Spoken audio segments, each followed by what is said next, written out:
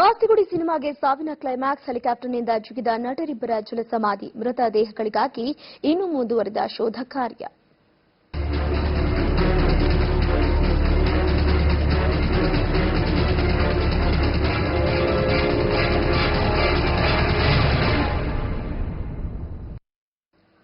Mastigudi climax ವೇಳೆ ಸಾಹಸ ನಟರ ಸಾವು ಪ್ರಕರಣಕ್ಕೆ ಸಂಬಂಧಪಟ್ಟಂತೆ ತಿಪ್ಪಗೊಂಡನಹಳ್ಳಿ ಜಲಾಶಯದಲ್ಲಿ ಇಬ್ಬರ ಮೃತದೇಹಕ್ಕಾಗಿ ಇನ್ನೂ ಶೋಧ ಕಾರ್ಯಾಚರಣೆ ನಡೀತಾ ಇದೆ. ಎನ್ಡಿಆರ್ಎಫ್ ಹಾಗೆ ಎಸ್ಡಿಆರ್ಎಫ್ ತಂಡದಿಂದ ಕಾರ್ಯಾಚರಣೆಯನ್ನ ನಡೆಸಲಾಗ್ತಾ ಇದ್ದು ಇನ್ನೂ ಕೂಡ ಮೃತದೇಹಗಳ ಪತ್ತೆಯಾಗಿಲ್ಲ. 25 ರಿಂದ 30 ಜನರ ತಂಡ ಒಂದು ಕಾರ್ಯಾಚರಣೆಯಲ್ಲಿ ನಿರತವಾಗಿರುವಂತದ್ದು. ನಿರಂತರವಾಗಿ ನಿನ್ನೆಯಿಂದ ಒಂದು ಕಾರ್ಯಾಚರಣೆಯನ್ನ ನಡೆಸಲಾಗ್ತಾ ಇದೆ. 3 ಬೋಟ್ಗಳಲ್ಲಿ ಕಾರ್ಯಾಚರಣೆಯನ್ನ ನಡೆಸಲಾಗ್ತಾ ಇದ್ದು ಸ್ಥಳೀಯ ಪೊಲೀಸರ ಸಹಾಯವನ್ನ ಕೂಡ ಒಂದ್ ಕಡೆ ಪಡೆಯಲಾಗಿದೆ. ಹಾಗೆ ಸ್ಥಳೀಯರ ನೆರವನ್ನ ಪಡೆದುಕೊಂಡಿರುವಂತದ್ದು. ಇನ್ನೊಂದೆಡೆ ನಾವು ನೋಡ್ತಾ ಇರಬಹುದು ನಟ ಶೋಭರಾಜ್ ಕೂಡ ಸ್ಥಳಕ್ಕೆ ಆಗಮಿಸಿದ್ದಾರೆ. ತಿಪ್ಪಗೊಂಡನಹಳ್ಳಿ ಕೆರೆ ಬಳಿ ಈಗಾಗಲೇ ಸಾಕಷ್ಟು ನಟರು ಅಲ್ಲಿಗೆ ಆಗಮಿಸಿರುವಂತದ್ದು. ಅಭಿಮಾನಿಗಳು ಕೂಡ ಸಹಸ್ರಾರು ಸಂಖ್ಯೆಯಲ್ಲಿ ಅಲ್ಲಿಗೆ ಆಗಮಿಸ್ತಾ ಇರುವಂತದ್ದು. ಪ್ರೇಮ್ ಸೇರಿದಂತೆ ತಾರಾ ಹಾಗೆ ಇನ್ನು ನಟ ಶಿವರಾಜ್ ಕುಮಾರ್ ಕೂಡ ಸ್ಥಳದಲ್ಲೇ ಇದ್ದಾರೆ. ಚಿತ್ರರಂಗದ ಹಲವರು ಬಂದಿದ್ದಾರೆ. ಹಾಗೆ ನಟ ಜಗ್ಗೇಶ್ ಕೂಡ ಸ್ಥಳಕ್ಕೆ ಆಗಮಿಸಿರುವಂತಹ ದೃಶ್ಯಗಳನ್ನ ನೀವು ನೋಡ್ತಾ ಇದ್ದೀರಿ. ನಟ ಜಗ್ಗೇಶ್ ಟ್ವೀಟ್ ಮಾಡುವ ಮೂಲಕ ಏನು ಸಾಕಷ್ಟು ಆಕ್ರೋಶವನ್ನ ಈ ಘಟನೆಗೆ ಸಂಬಂಧಪಟ್ಟಂತೆ ವ್ಯಕ್ತಪಡಿಸಿದ್ರು, ಅಸಮಾಧಾನವನ್ನ ವ್ಯಕ್ತಪಡಿಸಿದ್ರು, ನೋವನ್ನ ಹೇಳ್ಕೊಂಡಿದ್ರು. ನನಗೆ ಯಾವ ರೀತಿ ನೋವಾಗ್ತಾ ಇದೆ, ಈ ರೀತಿ ನೀವು ಮಾಡಿದ್ದು ಸರಿ ಅಲ್ಲ ಅಂತ ಸ್ಟಂಟ್ ಮಾಸ್ಟರ್ ಮೇಲೆ ತಮ್ಮ ಆಕ್ರೋಶವನ್ನ ವ್ಯಕ್ತಪಡಿಸಿದ್ರು. ಈಗ ತಿಪ್ಪಗೊಂಡನಹಳ್ಳಿ ಕೆರೆಗೆ ನಟ ಜಗ್ಗೇಶ್ ಆಗಮಿಸಿದ್ದಾರೆ.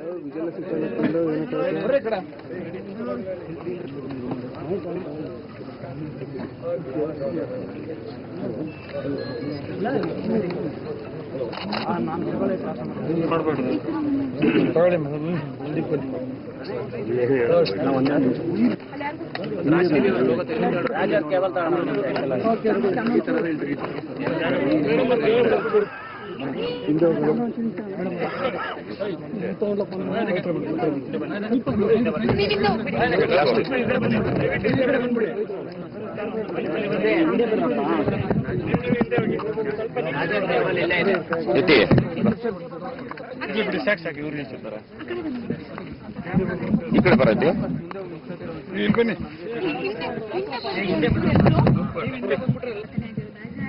ಡೈರೆಕ್ಟರ್ ಆಗಿನೂ ಕೂಡ ಗೊತ್ತು ನಿಮಗೆ ಎಂತ ರಿಸ್ಕಿ ಇರುತ್ತೆ ಅಂತ. ನೀವೇನು ಹೇಳ್ತೀರಾ?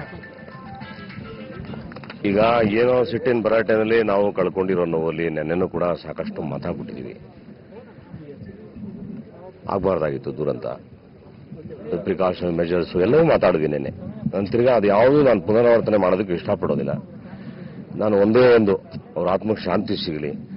ಬಾಡಿ ಸಿಗ್ತಾ ಇಲ್ಲ ಅಂತಿದ್ದಾರೆ, ಅವರಿಗೆ ಸರಿಯಾದ ಸನ್ಮಾರ್ಗ ಮಾಡಬೇಕಾಗ್ತದೆ. ಸುಮ್ಮನೆ ಏನೋ ಒಂದು ಕಾಂಪನ್ಸೇಷನ್ ಕೊಟ್ಬಿಟ್ವಿ, ಏನೋ ಇನ್ನೊಂದು ಮಾಡಿದ್ವಿ ಅಲ್ಲ. ಇದು ಸಾರ್ವಜನಿಕ ವಲಯದಲ್ಲಿ ತುಂಬ ನೋವಾಗಿದೆ. ಎಲ್ಲರೂ ಕಣ್ಣು ಮುಂದೆ ಸಾಯುವಂಥದ್ದನ್ನು ನೋಡಿದಾಗ ಎಂಥವ್ರಿಗೂ ಸಿಟ್ಟಾಗಿದೆ. ನನಗಿರೋ ಮಾಹಿತಿ ಪ್ರಕಾರ ಸಾರ್ವಜನಿಕರು ಸಾಕಷ್ಟು ಜನ ಪ್ರೈವೇಟ್ ಕೇಸಸ್ಗಳನ್ನ ಬುಕ್ ಮಾಡ್ತಿದ್ದಾರೆ. ಇದು ತುಂಬ ಜವಾಬ್ದಾರಿ ವಿಚಾರ. ಇದು ಬಹುಶಃ ಕನ್ನಡ ಚಿತ್ರರಂಗಕ್ಕೆ ಅಂತಲ್ಲ, ಇಡೀ ಭಾರತೀಯ ಚಿತ್ರರಂಗಕ್ಕೆ ಇದು ಒಂದು ರೀತಿ ಒಂದು ಪ್ರಿಕಾಷನರಿ ಮೆಜರ್ಸ್ ಹೆಂಗೆ ತಗೋಬೇಕು, ಯಾವ ಜೀವಗಳ ಜೊತೆ ಯಾರು ಆಟ ಆಡಬಾರ್ದು.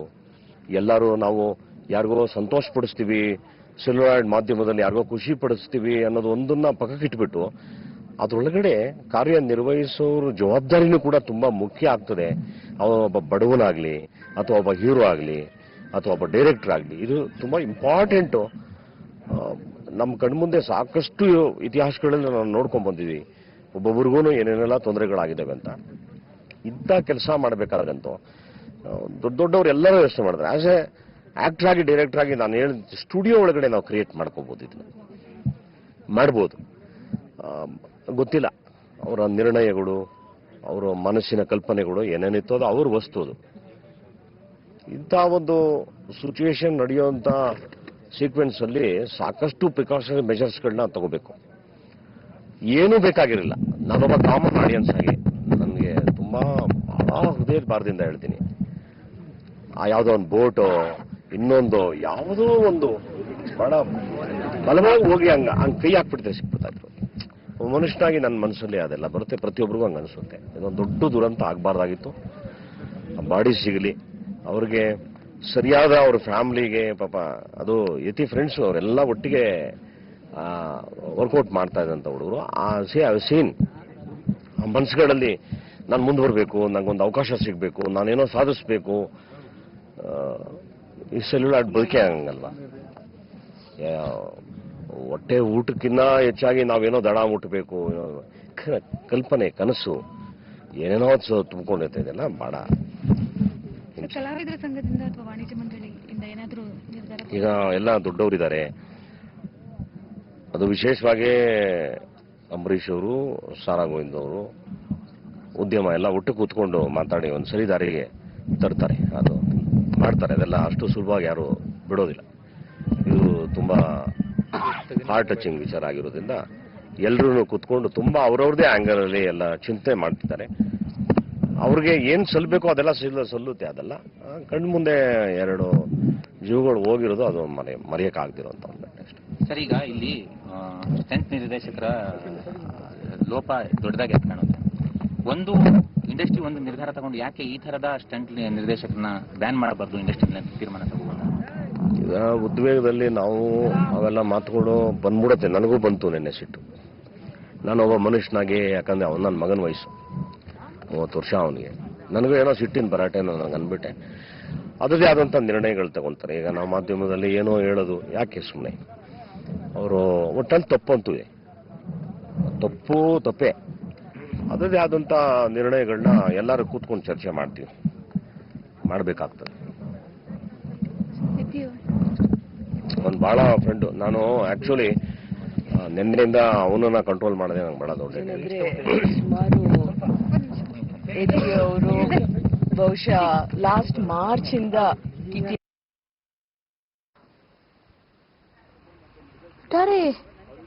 ಇದು ಏನು ನಟ ಜಗ್ಗೇಶ್ ಅವರ ಮಾತುಗಳು. ಹೌದು, ನಿನ್ನೆ ನಾನು ಸಾಕಷ್ಟು ಸಿಟ್ಟಿನಲ್ಲಿದ್ದೆ. ಎಂಥವ್ರಿಗೂ ಆಗಲಿ ಸಹಜವಾಗಿ ಸಿಟ್ಟು ಬರುತ್ತೆ. ಹೀಗಾಗಿ ಮಾತನಾಡ್ತಾ ಅದರ ಬಗ್ಗೆ ಸರಿಯಾದ ಒಂದು ನಿರ್ಧಾರವನ್ನು ತಗೊಳ್ಬೇಕು ಅನ್ನುವಂಥದ್ದು. ಇನ್ನು ಇದೇ ವಿಷಯಕ್ಕೆ ಸಂಬಂಧಪಟ್ಟಂತೆ ಇನ್ನೊಂದು ಬ್ರೇಕಿಂಗ್ ನ್ಯೂಸ್ ಬರ್ತಾ ಇದೆ. ನಿರ್ದೇಶಕ ಹಾಗೆ ನಿರ್ಮಾಪಕ ಸಾಹಸ ನಿರ್ದೇಶಕರಿಗೆ ವಾರೆಂಟ್ ಅನ್ನ ಜಾರಿ ಮಾಡಲಾಗಿದೆ. ಜಾಮೀನು ರಹಿತ ವಾರೆಂಟ್ ಅನ್ನ ಪೊಲೀಸರು ಜಾರಿ ಮಾಡಿರುವಂತದ್ದು. ಸೆಕ್ಷನ್ 304 ಅಡಿಯಲ್ಲಿ ಪ್ರಕರಣ ದಾಖಲು ಆಗಿತ್ತು. ಈ ಹಿನ್ನೆಲೆಯಲ್ಲಿ ವಾರೆಂಟ್ ಅನ್ನ ಜಾರಿ ಮಾಡಲಾಗಿದೆ. ತಾವರೆಕೆರೆ ಪೊಲೀಸರಿಂದ ಜಾಮೀನು ರಹಿತ ವಾರೆಂಟ್ ಜಾರಿಯಾಗಿರುವಂತದ್ದು. ಇನ್ನು ಈ ಪ್ರಕರಣದಲ್ಲಿ ನಿರ್ದೇಶಕ ನಿರ್ಮಾಪಕ ಸಾಹಸ ನಿರ್ದೇಶಕರ ಒಂದು ದೊಡ್ಡ ಮಟ್ಟದ ನಿರ್ಲಕ್ಷ್ಯ ಕಂಡು ಬಂದಿರುವಂತದ್ದು ಎಲ್ರಿಗೂ ಕೂಡ ಇದು ಗೊತ್ತೇ ಇದೆ. ನಿನ್ನೆ 304A ಅಡಿಯಲ್ಲಿ ಪ್ರಕರಣ ದಾಖಲಾಗಿರುತ್ತೆ. ಇದಕ್ಕೆ ಸಂಬಂಧಪಟ್ಟಂತೆ ಈಗ ಜಾಮೀನು ರಹಿತ ವಾರೆಂಟ್ ಅನ್ನ ಪೊಲೀಸರು ಜಾರಿ ಮಾಡಿದ್ದಾರೆ. ಸೆಕ್ಷನ್ 304 ಅಡಿಯಲ್ಲಿ ಪ್ರಕರಣ ದಾಖಲು ಹಿನ್ನೆಲೆಯಲ್ಲಿ ಈಗ ತಾವರೆಕೆರೆ ಪೊಲೀಸರಿಂದ ಜಾಮೀನು ರಹಿತ ವಾರೆಂಟ್ ಜಾರಿಯಾಗಿದೆ.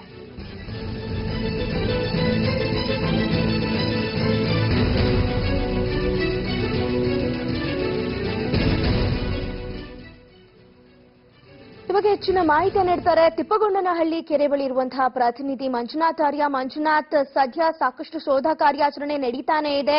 ಈಗ ಎಲ್ಲಾದ್ರೂ ಮೃತದೇಹಗಳು ಪತ್ತೆಯಾಗಿರೋ ಸುಳಿವೇನಾದ್ರೂ ಸಿಗ್ತಾ ಇದೆಯಾ? ಏನ್ ಸಿಗ್ತಾ ಇದೆ ಸದ್ಯಕ್ಕೆ ಅಲ್ಲಿ ಮಾಹಿತಿ? ಐಶ್ವರ್ಯ, ಏನಂದ್ರೆ ನಿನ್ನೆಯಿಂದಲೂ ಕೂಡ ಇನ್ನು ಮೃತದೇಹಗಳಿಗೋಸ್ಕರ ಈಗಾಗಲೇ ಒಂದು ಶೋಧ ಕಾರ್ಯವನ್ನು ಆರಂಭ ಮಾಡಿರುವಂತಹದ್ದು. ಅದು ಕೂಡ 3 ವಿಶೇಷ ತಂಡಗಳೊಂದಿಗೆ ಶೋಧ ಕಾರ್ಯವನ್ನು ಆರಂಭ ಮಾಡಿದ್ದಾರೆ. ಆದರೆ ಇದುವರೆಗೂ ಕೂಡ ಯಾವುದೇ ರೀತಿಯಂತಹ ಮೃತದೇಹಗಳ ಪತ್ತೆಯ ಬಗ್ಗೆ ಯಾವುದೇ ಒಂದು ಮಾಹಿತಿ ಕೂಡ ಲಭ್ಯವಾಗಿಲ್ಲ. ಒಂದು ಕಡೆ ಏನು ಮೃತದೇಹಗಳಿಗಾಗಿ ಶೋಧನಾ ಕಾರ್ಯ ನಡೆಸಿದ್ರೆ, ಮತ್ತೊಂದು ಕಡೆ ಪ್ರಕರಣ ದಾಖಲು ಮಾಡಿಕೊಂಡಿರುವಂತಹ ಪೊಲೀಸ್ ಈಗಾಗಲೇ ಜಾಮೀನು ರಹಿತ ವಾರೆಂಟ್ ಅನ್ನು ಈಗಾಗಲೇ ಇಶ್ಯೂ ಮಾಡಿರುವಂತಹದ್ದು. 3 ಮೇಲೆ ಅದು ಕೂಡ ಪ್ರಮುಖವಾಗಿ ಡೈರೆಕ್ಟರ್ ಮತ್ತು ಪ್ರೊಡ್ಯೂಸರ್ ಹಾಗೂ ಸ್ಟಂಟ್ ಮಾಸ್ಟರ್ ಮೇಲೆ ಜಾಮೀನು ರಹಿತ ವಾರೆಂಟ್ ಜಾರಿ ಮಾಡಿದ್ದಾರೆ. ಯಾಕಂದ್ರೆ 304 ಅಡಿಯಲ್ಲಿ ಈಗಾಗಲೇ ಒಂದು ಪ್ರಕರಣ ದಾಖಲು ಮಾಡಿಕೊಂಡಿದ್ರು. ಜೊತೆಗೆ 188 ಅಡಿಯಲ್ಲಿ ಕೂಡ 2 ಪ್ರಕರಣಗಳು ದಾಖಲು ಮಾಡಿಕೊಂಡಿದ್ರು. ಮೊದಲನೇದಾಗಿ 304 ಅಡಿಯಲ್ಲಿ ಏನು ಈ ಒಂದು ಸಾವು ಯಾರು ಕೂಡ ನಿರೀಕ್ಷೆ ಮಾಡಿರಲಿಲ್ಲ, ಆದರೂ ಕೂಡ ಅಷ್ಟೇ ಸಾವಾಗಿರುವಂತಹದ್ದು. ಆದ್ರೆ ಈ ಒಂದು ಸಾವಿಗೆ ಪ್ರಮುಖ ಕಾರಣರಾಗಿರುವಂತಹ ಅಂದ್ರೆ ನಿರ್ದೇಶಕರು ಮತ್ತು ನಿರ್ಮಾಪಕರು ಹಾಗೂ ಸ್ಟಂಟ್ ಮಾಸ್ಟರ್ ಅಂತ ಹೇಳ್ಬೋದು. ಯಾಕಂದ್ರೆ ಅವರ ಒಂದು ನಿರ್ಲಕ್ಷ್ಯ ಧೋರಣೆಯಿಂದಲೇ ಈ ಒಂದು ಸಾವು ಕೂಡ ಸಂಭವಿಸಿದೆ ಅನ್ನೋದ್ರ ಬಗ್ಗೆ ಕೂಡ ಈಗಾಗಲೇ ಒಂದು ಪಕ್ಕಾ ಮಾಹಿತಿ ಇರುವಂತದ್ದು. ಇದೇ ವಿಚಾರವಾಗಿ BWSSP ಅಧಿಕಾರಿಗಳು ತಾವರೆಕೆರೆ ಪೊಲೀಸ್ ಠಾಣೆಯಲ್ಲಿ ಒಂದು ದೂರು ದಾಖಲು ಮಾಡಿದ್ರು. ಯಾಕಂದ್ರೆ ಪರ್ಮಿಷನ್ ಇಲ್ಲದೆ ಇದ್ರೂ ಕೂಡ ಅಷ್ಟೇ ಏನು ಆ ಒಂದು 100 ಅಡಿ ಎತ್ತರದಿಂದ ಹೆಲಿಕಾಪ್ಟರ್ ನಿಂದ ಧುಮುಕುವಂತ ಒಂದು ಸಾಹಸಕ್ಕೆ ಕೈ ಹಾಕಿದ್ರು. ಆ ನಿಟ್ಟಿನಲ್ಲಿ ಇದಕ್ಕೆ BWSSP ಅವರು ಯಾವುದೇ ರೀತಿಯ ಒಂದು ಪರ್ಮಿಷನ್ ಅನ್ನು ಕೂಡ ಕೊಟ್ಟಿರಲಿಲ್ಲ. ಆದ್ರೆ ಏನು ಡೈರೆಕ್ಟರ್, ಪ್ರೊಡ್ಯೂಸರ್ ಮತ್ತು ಏನು ಸ್ಟಂಟ್ ಮಾಸ್ಟರ್ ಮುಂದೆ ನಿಂತು ಈ ಒಂದು ಸಾಹಸವನ್ನು ಮಾಡಕ್ಕೆ ಹೋಗಿ ಒಂದು ದುರ್ಘಟನೆ ಸಂಭವಿಸಿದೆ. ಆದ ಕಾರಣದಿಂದ IPC ಸೆಕ್ಷನ್ 304 ಅಡಿಯಲ್ಲಿ ಒಂದು ಪ್ರಕರಣ ದಾಖಲು ಮಾಡಿಕೊಂಡಿದ್ದು ಜಾಮೀನು ರಹಿತ ವಾರೆಂಟ್ ಅನ್ನು ಈಗಾಗಲೇ ಇಶ್ಯೂ ಮಾಡಿರುವಂತಹದ್ದು. ಬಹುತೇಕ ಈ ಒಂದು ಮೃತದೇಹಗಳು ಸಿಕ್ಕಂತ ಬಳಿಕ ಈ ಒಂದು ಕೇಸ್ನ ಬಗ್ಗೆ ಏನು ತನಿಖೆ ಮಾಡಿದಂತಹ ವೇಳೆಯಲ್ಲಿ ಬಹುತೇಕ ಜಾಮೀನು ರಹಿತ ವಾರೆಂಟ್ ಇಶ್ಯೂ ಆಗಿರುವಂತಹ ಕಾರಣದಿಂದ ಬಂಧಿಸುವಂತಹ ಸಾಧ್ಯತೆಗಳು ಇಲ್ಲಿ ಜಾಸ್ತಿ ಇರುತ್ತೆ ಅಂತ ಹೇಳ್ಬೋದು. ಇನ್ನು ಮತ್ತೊಂದು ಈ ಒಂದು ಪ್ರಕರಣದಲ್ಲಿ ಮೊದಲನೇದಾಗಿ 304 ಅಡಿಯಲ್ಲಿ ಕೇಸ್ ದಾಖಲಾದಂತಹ ವೇಳೆಯಲ್ಲಿ ಮೊದಲನೇದಾಗಿ ಡೈರೆಕ್ಟರ್, ಪ್ರೊಡ್ಯೂಸರ್ ಮತ್ತು ಸ್ಟೆಂಟ್ ಮಾಸ್ಟರ್ ಸೇರಿದಂತೆ ಚಿತ್ರತಂಡ ಅಂತ ಏನು ಈ ಒಂದು ದೂರಿನಲ್ಲಿ ಉಲ್ಲೇಖ ಮಾಡಿದ್ದಾರೆ.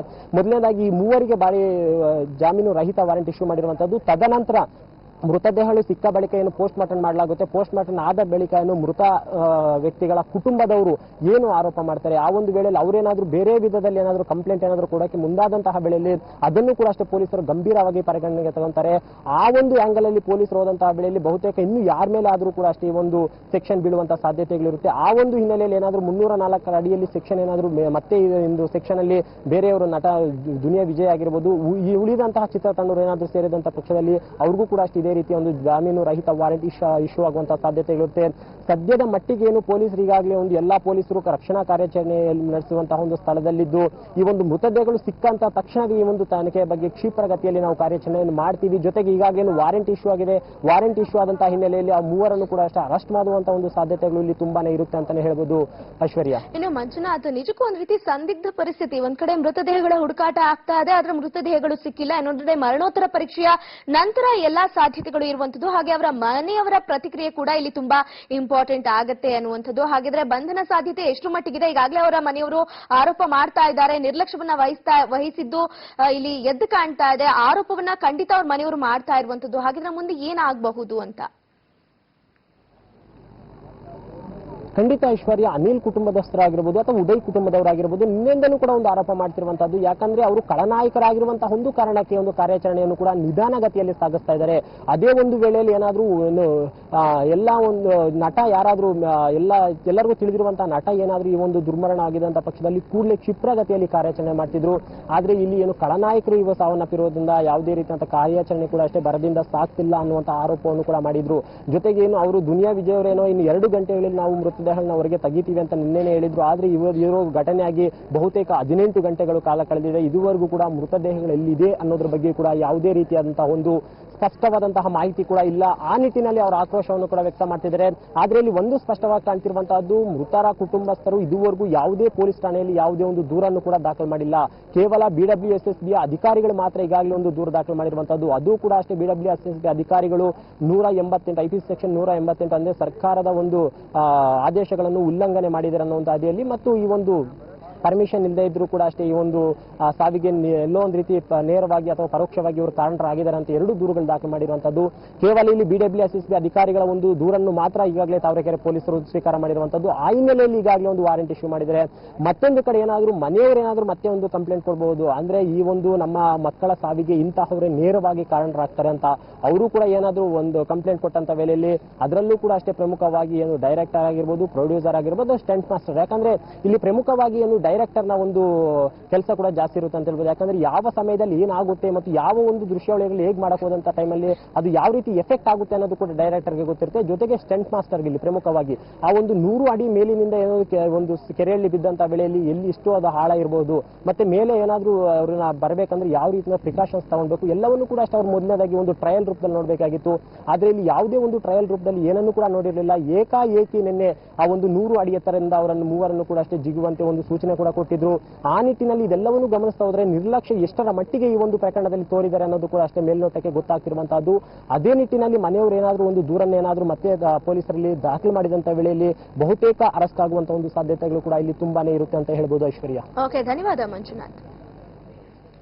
ಇನ್ನು ಶೋಧ ಕಾರ್ಯಾಚರಣೆಯ ಬಗ್ಗೆ ಕ್ಷಣ ಕ್ಷಣದ ಅಪ್ಡೇಟ್ಸ್ ಬ್ರೇಕ್ ಆದ್ಮೇಲೆ.